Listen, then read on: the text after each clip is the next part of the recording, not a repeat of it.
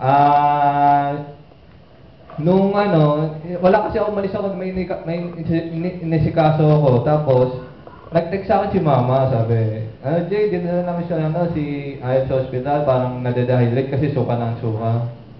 Ayun. So, edi, na ano ko, na ganyan, na, kasi nga nung time na yun talagang wala kaming pera, ganyan-ganyan.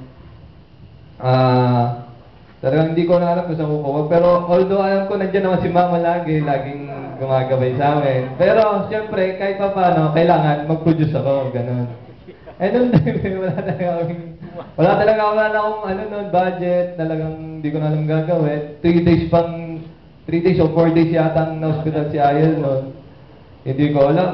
Una kong ginawa nun, punta ako ng PhilHealth, tinanong ko kung okay yung PhilHealth ko na ganyan-ganyan, kung updated pa rin hanggang ano, nung sa pagka-endo kasi di ko alam kung nabayaran or sa